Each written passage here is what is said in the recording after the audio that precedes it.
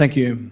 Fatal conceit is the concept that central planning with decision-making concentrated in a few hands can never fully grasp the millions of complex individual interactions occurring simultaneously in the marketplace.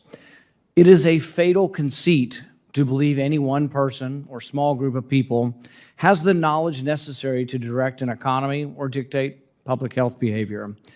I think government health experts during this pandemic need to show caution in their prognostications.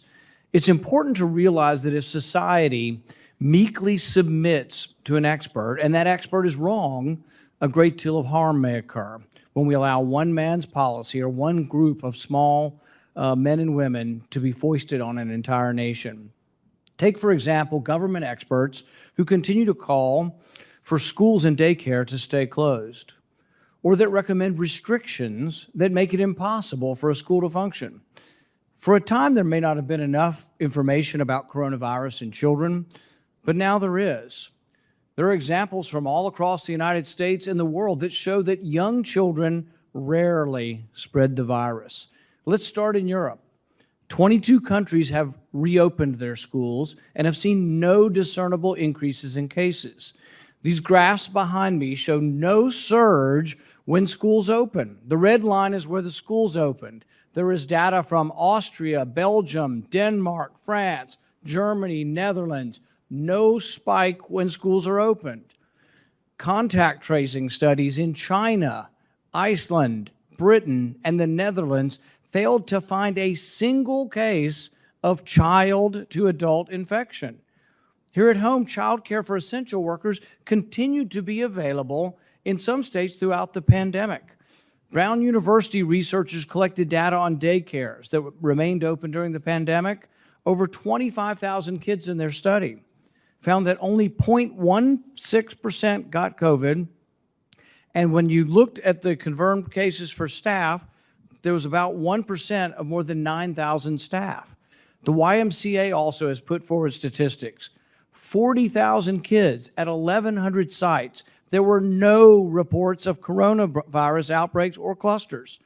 Dr. Joshua Sharfstein of Johns Hopkins writes, there is converging evidence that the coronavirus doesn't transmit among children like the flu, that it is a lower risk. Just yesterday, the American Academy of Pediatrics says we got to get kids back in school. We want them physically present in school. They even cite mounting evidence that children are less likely to contract the virus.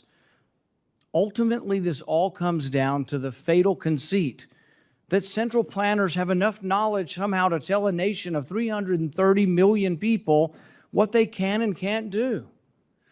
Perhaps our planners might think twice before they weigh in on every subject. Perhaps our government experts might hold their tongue before expressing the opinion whether we can play NFL football or Major League Baseball.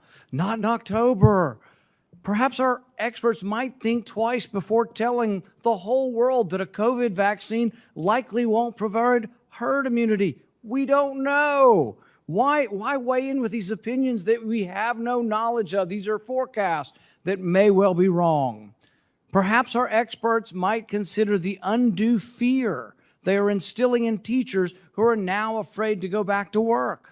No one knows the answers to these questions. We shouldn't presume that a group of experts somehow knows what's best for everyone. Hayek had it right. Only decentralized power and decision-making based on millions of individualized situations can arrive at what risks and behaviors each individual should choose.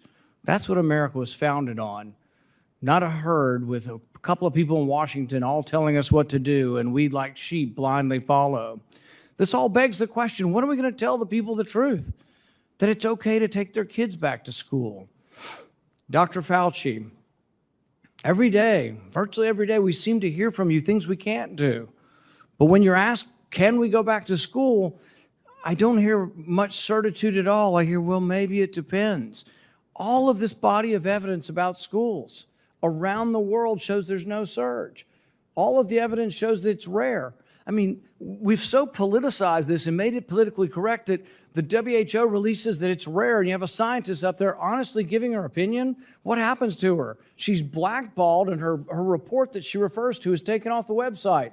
When you go to that scientist's speech and you try to click on the link, the WHO has now screened it from us because it said something that's not politically correct. Guess what? It's rare for kids to transmit this. But I hear nothing of that coming from you. All I hear, Dr. Fauci, is we can't do this, we can't do that, we can't play baseball. Well, even that's not based on the science. I mean, flu season peaks in February. We don't know that COVID's going to be like the flu season. It might, but we don't know that. But we wouldn't ban school in October. You might close some schools when they get the flu. We need to not be so presumptuous that we know everything. But my question to you is, can't you give us a little bit more on schools that we can get back to school, that there's a great deal of evidence and it's actually good evidence that kids aren't transmitting this. It's rare and that kids are staying healthy and that, yes, we can open our schools. Mr. Chairman, do I have a little bit of time to? Well, I give you a little.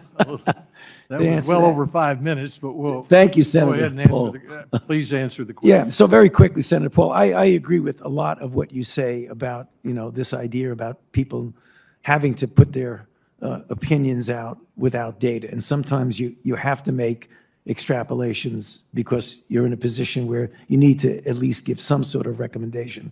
But if you were listening, and I think you were, to my opening statement and my response to one of the questions, I feel very strongly we need to do whatever we can to get the children back to school. So I think we are in lock agreement with that. The other thing that I'd like to clarify very briefly is that when things get in the press of what I supposedly said, I didn't say. I never said we can't play a certain sport. What happens is that people in the sport industry, they could either be people from Players Association, owners, people involved in the health of the players, ask me opinions regarding certain facts about the spread of the virus, what the dynamics are.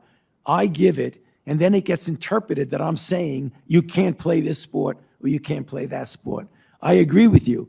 I am completely unqualified to tell you whether you can play a sport or not.